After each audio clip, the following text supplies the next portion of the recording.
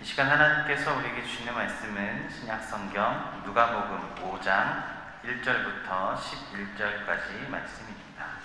신약성경 95면에 있습니다. 누가복음 5장 1절부터 11절까지 말씀입니다. 한 절씩 교독하겠습니다. 무리가 몰려와서 하나님의 말씀을 들을새 예수는 게네사렛 호숫가에 서서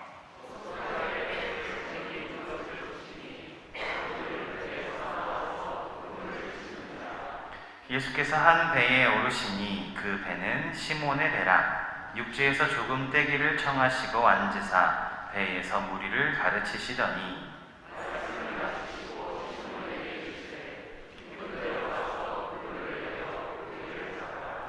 시몬이 대답하여 이르되 선생님 우리들이 밤이 새도록 수고하였으되 잡은 것이 없지만은 말씀에 의지하여 내가 그물을 내리리이다 하고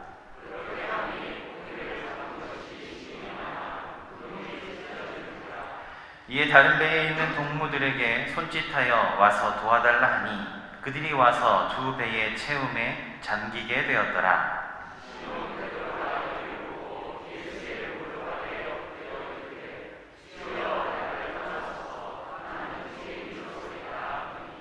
이는 자기 및 자기와 함께 있는 모든 사람이 고기 잡힌 것으로 말미암아 놀라고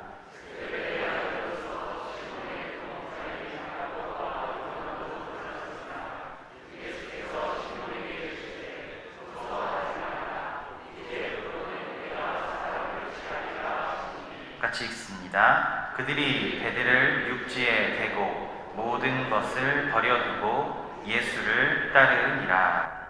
아멘. 오늘 집중적으로 만날 사람은 시몬 베드로인데 더 중요한 인물은 그를 사도로 만드신 주 예수님이십니다. 갈릴리 어촌의 무명의 어부 시몬이 예수님의 제자가 되고 우여곡절 끝에 사도가 되어 많은 영혼들을 구원하는 데 쓰임을 받고 기독교회의 반석이 되어 2000년이 지난 지금까지도 베드로를 모르는 사람이 없게 되었습니다.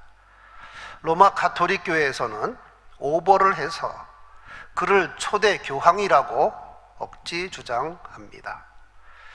오늘 말씀의 주제는 베드로의 신앙 양력을 살펴보므로 평범한 시몬이 위대한 사도가 되기까지 우리 주님께서 얼마나 애를 쓰셨나, 얼마나 신실한 분인가, 이것을 살펴보도록 하겠습니다.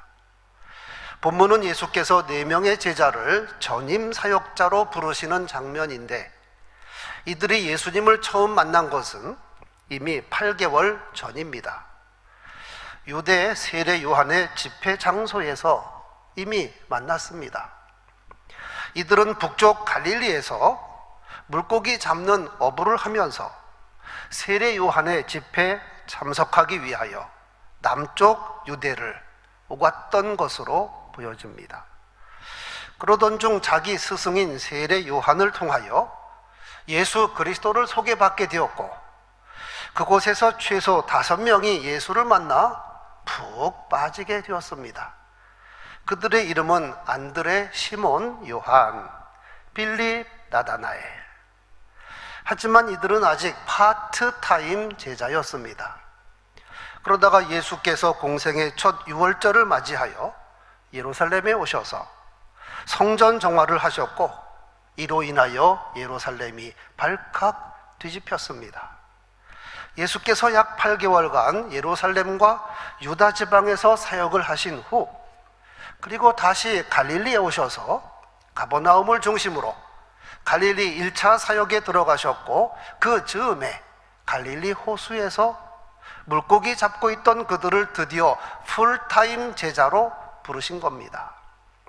오늘 본문의 때는 예수님 공생의 기간 2번째 유월절이 가까워 올 때, 장소는 갈릴리 호수, 이름이 여럿입니다. 게네사렛, 긴네렛, 같은 호수 이름입니다. 가버나움 동네, 무리가 몰려와서 하나님의 말씀을 들을새 예수는 게네사렛 호숫가에 서서 호숫가에 배 두 척이 있는 것을 보시니 어부들은 배에서 나와 그물을 씻고 있었습니다. 예수께서 시몬의 배를 빌려 타시고 많은 무리들에게 설교를 하셨는데 굳이 배를 타신 이유는 육성으로 말씀을 하셔도 많은 사람들이 들릴 수 있도록 그렇게 하신 겁니다. 당시 마이크가 없던 때 오로지 육성으로 설교를 하셔야 하는데 무리들은 호숫가에 서 있고 예수께서 배를 타고 말씀하시면 바람이 물에서 육지로 살살 부니까 많은 사람들이 들을 수 있었습니다. 물론 그 배에는 시몬 베드로가 타고 있었습니다. 예수께서 무리들에게 말씀을 마친 후 시몬에게 말씀하셨습니다. 깊은 데로 가서 그물을 내려 고기를 잡으라. 마침 지난밤에 어부 베드로가 밤새 그물을 던졌지만 물고기 한 마리 잡지 못했습니다. 세상에 이런 일이. 이는 낚시꾼이 취미로 야간 낚시한 것이 아닙니다. 어부가 생계를 위하여 밤새 그물을 던진 겁니다. 그런데도 물고기를 한 마리도 잡지 못했다 하는 것은 기적 아닌 기적입니다. 뿐만 아니라 예수께서 말씀하신 것은 사실 말이 안 됩니다. 물고기는 낮보다 밤에 잘 잡히고 깊은 곳에 있지 않고 얕은 수초가 있는 곳에 물고기가 많습니다. 그런데 지금 대낮인데 그것도 깊은 곳에 그물을 던지라니요? 이는 물고기에 대하여 전혀 모르는 사람의 말입니다. 거기에다가 그물까지 다 씻어놓은 상태입니다. 즉 예수님의 말씀은 거절해야 할 모든 요소를 다 갖추고 있었습니다. 그런데도 시몬은 예수님 말씀을 감히 거절할 수가 없었습니다.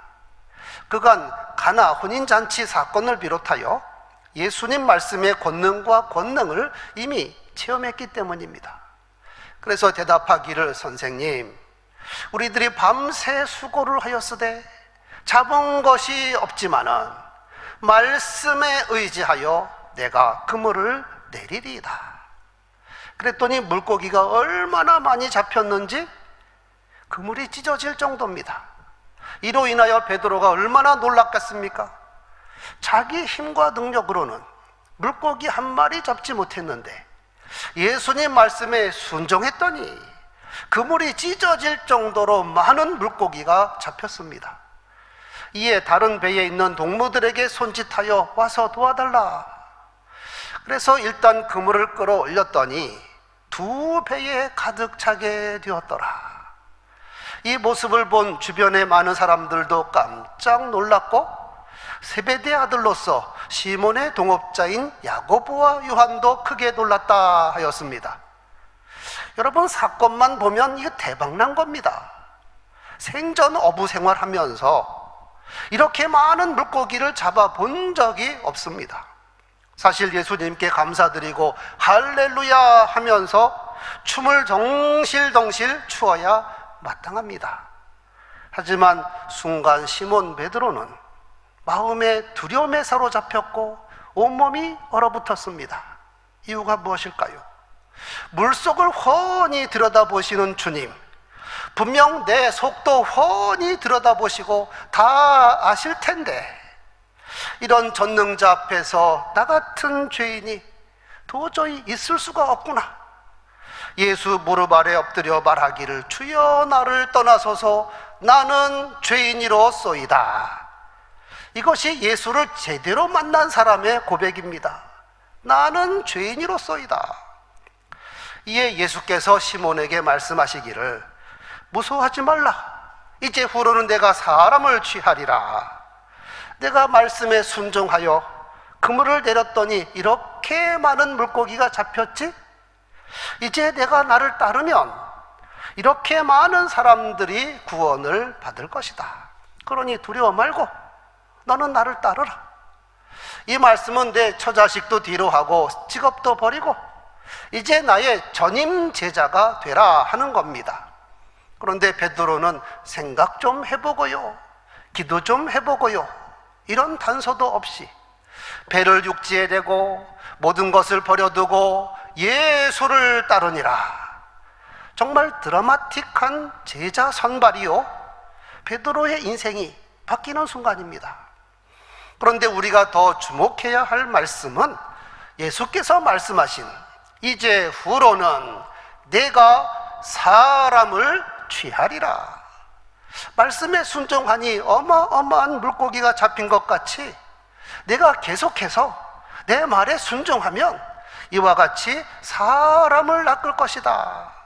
너를 통하여 구원받을 사람이 이렇게 많을 것이다. 그러면 여러분, 예수님의 말씀이 지켜졌나요? 안 지켜졌나요? 지켜졌습니다.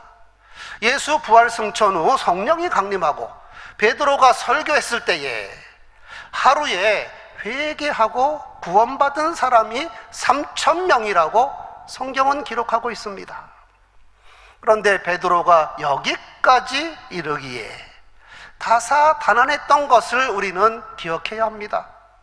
갈릴리 어부가 사도 베드로가 되기까지 예수께서 속도 많이 상하시고 때로는 호되게 책망도 하시고 때로 눈물로 기도하셨기 때문에 사도 베드로가 된 것이지, 베드로가 믿음이 좋아서도 아니요, 천사처럼 착해서도 아니요, 똑똑하고 유능해서도 아닙니다.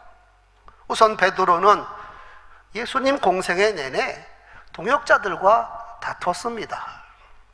예수님 제자가 12명인데 12사도. 그런데 이들이 예수님의 제자라고 해서 형님 아우님 하면서 사이좋게만 지낸 것이 아닙니다. 기회만 있으면 서로 다툽니다. 누가 더 크냐, 즉 서열 다툼한 겁니다. 심지어 최후 만찬 성찬에 참여하고도 또 다퉜습니다. 이들이 서열 다툼했다 하는 것은 단지 다투는 것이 좋지 않다는 것 정도가 아닙니다. 다툰 배경은 세속적인 권력 투쟁이라는 점에서 심각한 겁니다. 이들이 예수님을 따라다닌 목적이 예수께서 예루살렘에 올라가 이스라엘의 왕이 될 것이라고 굳게 믿었는데, 그러면 원님 덕에 나발분다 하는 말처럼 자기들도 한 자리 차지할 것이 틀림없다는 겁니다. 그러면 나는 영의정 될까? 우의정 될까? 좌의정 할까? 이것 때문에 열심히 다툰 겁니다. 특히 베드로는 서열 1위라고 생각해서 그런지 예수님으로부터 사랑을 많이 받은 제자 요한을 경쟁 상대로 생각한 것을 복음서에서 보게 됩니다. 그러니 마음에 콩밭에 가 있는 제자들을 데리고 다니는 예수님의 마음이 얼마나 속 터지시겠습니까? 다투는 제자들에게 예수께서 이런 말씀까지 하셨습니다. 이방인의 임금들은 그들을 주관하며 그 집권자들은 은인이라 칭함을 받으나 그러나 너희는 그렇지 않을지니 너희 중에 큰 자는 젊은 자와 같고 다스리는 자는 섬기는 자와 같을지니라. 나를 보라, 나는 섬기는 자로 너희 중에 있느니라. 두 번째, 베드로 생에 있어서 가이사라 빌립보 사건은 결코 잊을 수가 없습니다. 예수께서 우상 숭배의 백화점이라고 할 수 있는 가이사라 빌립보까지 가셔서 제자들에게 물으셨습니다. 너희는 나를 누구라고 생각하느냐? 이 질문에 시몬 베드로가 대답하기를 주는 그리스도시요 살아계신 하나님의 아들이십니다. 이 대답에 예수께서 기뻐하시며 그에게 칭찬도 하고 또 약속도 하셨습니다. 바요나 시몬아, 내가 복이 있도다. 내가 이 반석 위에 내 교회를 세울 텐데 음부의 권세가 이기지 못하리라. 내가 천국 열쇠를 내게 주리라. 하지만 베드로가 신앙 고백은 했지만 베드로의 속마음은 달라진 것이 없었습니다. 무엇을 보면 알 수 있을까요? 베드로가 신앙 고백한 직후에 예수께서 이어 말씀하시기를 그래, 내가 메시아 맞다. 그런데 내가 예루살렘에 올라가 장로들과 대제사장들과 서기관들에게 많은 고난을 받고 죽임을 당할 것이다. 하지만 제3일에 살아나리라. 그랬더니 방금 신앙 고백한 베드로가 예수를 붙들고 항변하여 이르되 주여 그리 마옵소서, 이 일이 결코 죽게 미치지 아니하리이다. 여기서 항변했다 번역했는데 원문에는 에피티마오, 모질게 책망하다, 엄하게 따지다. 예수께서 사탄 마귀를 꾸짖을 때 사용한 말이 이 단어입니다. 에피티마오. 그런데 베드로가 감히 예수님께 에피티마오 했습니다. 강하게 책망하고 엄하게 따진 겁니다. 우리말로 풀어서 표현하면 예수님 무슨 말씀을 그따위로 하십니까? 이 정도입니다. 그러니까 예수께서 돌이키시며 베드로에게 호되게 책망하셨습니다. 사탄아, 내 뒤로 물러가라. 너는 나를 넘어지게 하는 자로다. 내가 하나님의 일을 생각하지 아니하고 사람의 일만 생각하는도다. 예수께서 베드로를 사탄이라고 칭하셨습니다. 그가 방금 전에 신앙 고백함으로 칭찬받은 것이 대수가 아닙니다. 자기 본색에 따라서 사람의 일만 생각하면 그것은 사탄의 심부름꾼입니다. 여러분, 내 생각이 누구의 인도를 받느냐에 따라서 내가 천사도 될 수 있고 사탄이 될 수도 있다는 사실을 알아야 합니다. 하나님의 일을 생각하면 천사요, 사람의 일만 생각하면 사탄입니다. 하나님의 일은 뭡니까? 십자가를 짐으로 인류를 구원하는 겁니다. 여기서 사람의 일은 무엇입니까? 자기가 한 자리 차지하는 겁니다. 그런데 지금 이 말을 하는 베드로는 사탄의 말을 하고 있는 겁니다. 자기 중심적 사고와 세속적 욕구를 실현하기 위하여 예수님까지도 넘어뜨리려는 언행을 주저하지 않고 강요하고 있습니다. 예수님, 십자가는 무슨 십자가입니까? 우리 순리대로 편안하게 삽시다. 예수님은 왕이 되시고 나는 총리하고 얼마나 좋습니까? 이에 예수께서 정색을 하시고 제자들에게 이렇게 말씀하셨습니다. 곧 우리에게도 하시는 말씀입니다. 누구든지 나를 따라오려거든 자기를 부인하고 자기 십자가를 지고 나를 따를 것이니라. 여기서 분명히 얻는 결론입니다.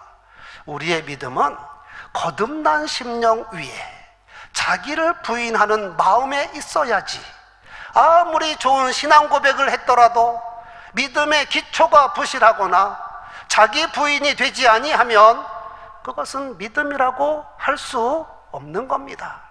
세 번째, 결국 예수를 3번 부인하였습니다. 예수께서 제자들과 함께 최후의 만찬을 드시면서 성찬을 제정하셨습니다. 그런데 성찬석상에서 폭탄 선언을 하십니다. 너희 중 한 사람이 나를 팔리라. 이 자리에는 예수님과 12제자만 모여 있으니 다른 사람도 아닌 사도 중 한 사람이 예수를 판다는 겁니다. 이렇게 최후의 만찬이 끝난 후 예수님과 제자들이 예루살렘 건너편 감람산으로 가셨습니다. 조금 전에는 한 사람이 나를 팔리라 하셨는데 이번에는 너희가 다 나를 버리리라 그러면서 구약 성경까지 인용하셨습니다.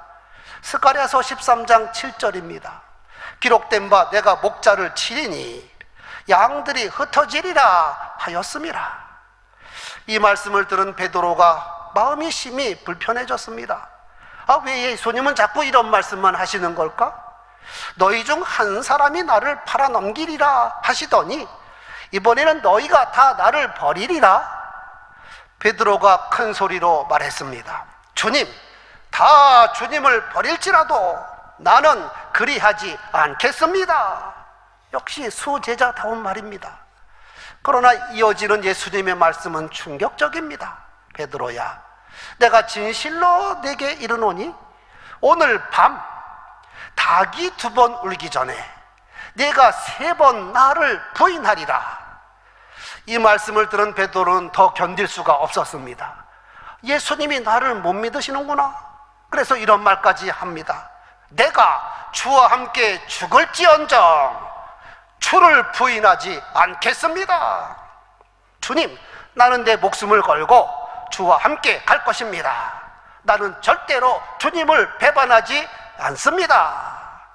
그러니까 다른 제자들도 이구동성으로 그렇습니다, 주님. 우리들도 주님을 배반하지 않겠습니다. 그런데 여러분, 그 후에 어떻게 되었는지 우리 잘 알고 있습니다. 베드로와 제자의 말대로 되었습니까? 예수님의 말씀대로 되었습니까? 예수께서 체포가 되고 대제사장 집에 끌려가 신문을 당하실 때 제자들 다 도망갔습니다. 그리고 베드로는 멀찍이 서서 동태를 살피다가 계집종이 베드로에게 너도 예수와 함께 있었지? 그러니까 아니라 나는 예수와 상관이 없다, 이렇게 시작해서 결국 예수를 3번 부인하고 저주까지 하였습니다. 여러분, 사람이 아무리 큰 소리 쳐도 언제 뒤집힐지 모르는 것을 알아야 합니다. 예수께서 이런 말씀하셨습니다. 모세는 말하기를 헛된 맹세하지 말고 맹세를 했으면 반드시 지키라 하였으나 나는 너희에게 말한다. 도무지 맹세하지 말라. 오직 너희가 할 말은 옳으면 옳다 하고 아니면 아니라 하라. 이에서 지나는 것은 악으로부터 나느니라. 복음서에서 만나는 베드로는 우리 모든 인생의, 연약한 인생의 대명사입니다. 믿는다 하면서도 한순간 넘어지는 자요, 헌신하는 것 같으면서도 속으로는 딴 생각이요, 예수님께 충성하는 것 같으면서도 실상은 자기 유익이나 추구하고 있더라, 이 말입니다. 4번째, 부활하신 예수님을 만나고도 또다시 물고기를 잡으러 갑니다. 예수 십자가 부활 후 제자들이 부활하신 예수님을 만나고도 아직 사명을 받지 못하니 생각한 것이 놀면 뭐하니? 그래서 7명의 제자가 예루살렘에 있다가 갈릴리 호수에 물고기 잡으러 갔습니다. 예수께서 이들을 부르신 목적은 분명히 사람 낚는 어부가 되게 하기 위하여 불렀는데 이제 와서 다시 물고기 잡으러 간 겁니다. 세상에 이런 허망한 일이 있습니까? 결국 예수께서 이들을 만나러 갈릴리까지 찾아오셨습니다.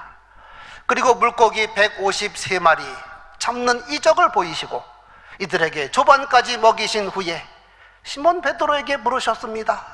바요나 시몬아, 내가 이 사람들보다 나를 더 사랑하느냐? 3번이나 물으셨습니다. 그리고 나서 예수께서 베드로에게 이런 말씀하셨습니다. 내가 진실로 진실로 내게 이르노니 내가 젊어서는 스스로 띠를 띠고 내가 원하는 곳으로 다녔거니와 늙어서는 내 팔을 벌리리니 남이 내게 띠를 띄우고 내가 원치 아니하는 곳으로 너를 데려가리라. 예수께서 이 말씀하신 것은 베드로가 어떤 죽음으로 하나님께 영광 돌릴 것을 가리키심이로라. 즉 앞으로 너는 순교할 것이다, 순교자 반열에 오를 것이다. 물론 이 말씀도 베드로가 탐탁치 않게 받은 것 같습니다. 아멘 하지도 않았고 요한을 끌어들이기도 합니다. 저 친구는 어떻게 됩니까? 그런데 후에 보니 이것이 최고의 영광이더라, 이 말입니다. 이 상에서 살펴본 시몬 베드로, 때로는 철부지 같기도 하고 때로는 분노 조절 장애자 같기도 하고 어떤 때는 이 사람이 제자가 맞나 하는 생각도 듭니다. 그런데 이런 베드로를 주 예수께서 끝까지 용납하고 용서하시고 가르치고 또 훈련시키셔서 드디어 성령 받아 제자다운 제자가 되었습니다. 그래서 예루살렘 교회의 수장이 되고 사도행전 전반부의 주인공이 되었습니다. 갈릴리 어부를 불러서 사도 베드로를 만드신 것은 전적으로 예수님의 작품입니다. 예수께서 높고 깊은 사랑으로 베드로를 용납하시고 품어주시지 않았더라면 그는 이미 예수님을 떠난 사람이 되었을 겁니다. 베드로는 예수님을 3번이나 부인하고 저주하였는데 가룟 유다가 예수를 배반한 것이나 죄의 몫으로 보면 50보 100보입니다. 그런데 베드로는 그런 베드로인데, 중요한 것은 예수께서 그에게 언약하신 것을 다 지키셨다는 겁니다. 베드로에게 주신 첫 번째 언약은 그의 이름을 반석이라고 바꿔주신 겁니다. 내가 요한의 아들 시몬이니 장차 게바라 하리라. 게바는 번역하면 베드로라. 베드로의 뜻은 반석이라. 베드로에게 주신 두 번째 언약은 본문 10절입니다. 예수께서 시몬에게 이르시되 무서워하지 말라. 이제 후로는 내가 사람을 취하리라. 말씀에 순종하면 이처럼 그물이 찢어질 정도로 물고기가 잡힌 것 같이 내가 말씀에 순종하면 사람을 낚는 어부가 되리라. 베드로에게 주신 세 번째 언약은 신앙 고백했을 때 너는 베드로 반석이라. 내가 이 반석 위에 내 교회를 세우리니 음부의 권세가 이기지 못하리라. 물론 베드로가 계속해서 넘어지고 실패하고 예수님의 속을 많이 썩여드렸지만 그럼에도 불구하고 예수께서 그에게 주신 언약은 반드시 이루어졌습니다. 너는 반석이다. 너는 사람 낚는 어부다. 내 위에 내 교회를 세우겠다. 그래서 물고기 잡으러 간 그에게 찾아가셔서 말씀하시기를 내가 나를 사랑하느냐? 세 번이나 물으시고 내 양을 먹이라, 내 양을 치라 세 번이나 당부하셨습니다. 신실하신 하나님, 신실하신 예수께서 갈릴리 어부를 사도 베드로로 우뚝 세우셔서 그 이름이 영원히 빛나게 하셨습니다. 일찍이 여호와께서 패역한 유다 백성들임에도 불구하고 선지자 이사야를 통하여 이렇게 말씀하셨습니다. 두려워하지 말라. 내가 너와 함께함이라. 놀라지 말라. 나는 내 하나님이 됨이라. 내가 너를 굳세게 하리라. 참으로 너를 도와주리라. 참으로 나의 의로운 오른손으로 너를 붙들리라. 예수님과 베드로를 살펴보면 이 말씀이 그대로 이루어진 겁니다. 허물 많은 베드로임에도 불구하고 주님의 의로운 오른손이 그를 지속적으로 붙들고 계셨습니다. 예수께서 시몬에게 이런 말씀도 하셨습니다. 시몬아, 시몬아, 보라. 사탄이 너희를 밀가부르듯 하려고 요구하였으나 그러나 내가 너를 위하여 내 믿음이 떨어지지 않기를 기도하였노니 너는 돌이킨 후에 내 형제를 굳게 하여라. 사도 바울도 내가 나된 것은 전적으로 하나님의 은혜라 하였는데 갈릴리 어부가 사도 베드로가 된 것도 전적으로 하나님의 은혜입니다. 이제 적용 및 결론입니다.